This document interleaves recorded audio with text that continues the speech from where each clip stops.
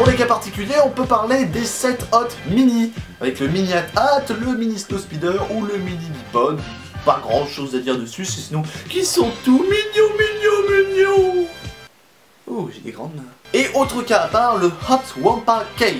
Cas à part, c'est parce que c'est le seul set de Hot qui n'a rien à voir ni avec la bataille, ni avec la base éco. Nous avons un joli set avec un beau décor, une magnifique figurine de Luke Skywalker et un très beau Wampa qui mange du poulet. Un sabre laser qui s'éjecte du tas de neige, oh mon dieu que c'est bien fait! Sérieusement, comment est-ce que cet ours polaire a réussi à souder les pieds de Luke dans la glace? Comment? Si vous connaissez la réponse, dites-le moi.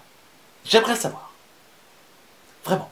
Autre chose, on a également les Battle Pack de Hot, le Rebel Trooper Battle Pack avec une motoneige qu'on ne voit que dans les making-of, un rebelle moustachu, allez-y, deux jumeaux rebelles et Zelzeneska.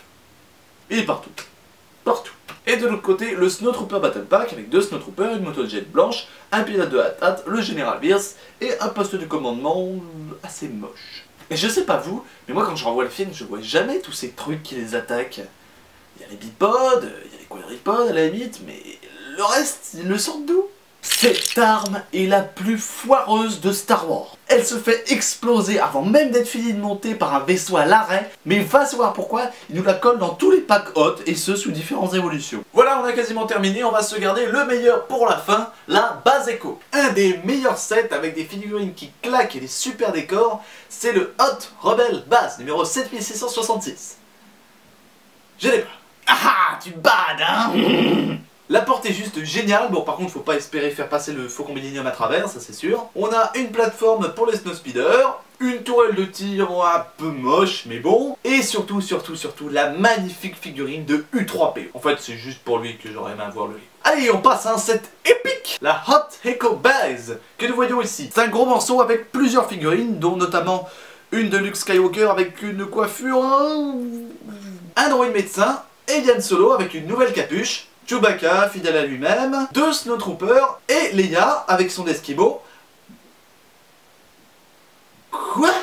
Je ne rêve pas. Ceci est un Eskimo. Pourquoi un Eskimo? Pourquoi un Eskimo vert? Pourquoi un Eskimo vert transparent? J'ai regardé l'Empire contre-attaque image par image 6 fois de suite.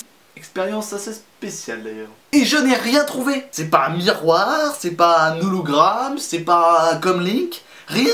Et à ce propos, est-ce que vous avez déjà trouvé dans Star Wars ce droïde de protocole rouge pétant? Oui, il se trouve que j'ai trouvé. Mais c'était pas facile, attention. Vous êtes prêts?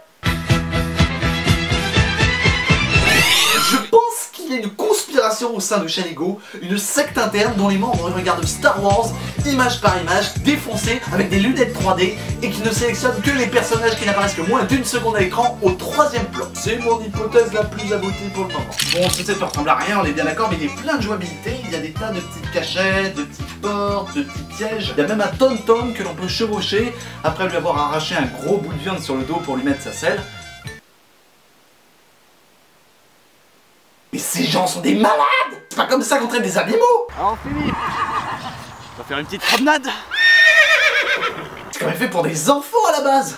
Voilà, j'ai terminé avec les Lego Star Wars de Hot. Comme je suis un gros bâtard, je ne vous ai pas parlé du jeu de société Bataille de Hot, déjà parce qu'il est assez chiant, et puis ça faisait un peu hors sujet. Cette vidéo a été assez longue, il y avait beaucoup de choses à dire, donc je vous remercie d'avoir regardé jusqu'au bout. Je remercie également ceux qui m'ont prêté des Lego pour préparer cette émission. Je vous rappelle que si vous habitez Limoges ou Bordeaux et que vous collectionnez les Lego Star Wars, n'hésitez pas à me les prêter pour enrichir l'aspect visuel de cette émission. Allez, salut à tous et que la force soit avec vous!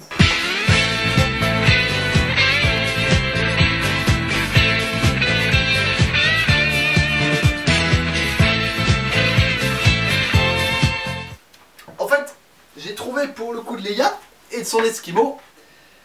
Alors de 1, Lego se fout bien de notre gueule, ça c'est sûr. De 2, c'est pas un Eskimo. Et de 3, Lego, où les concepteurs sont quand même de gros fans de Star Wars. Voilà, c'est une photo de Carrie Fisher sur le plateau de l'Empire contre-attaque, dans la base Echo. Et donc c'est bien un miroir que tient sa figurine en Lego. C'est vraiment des gros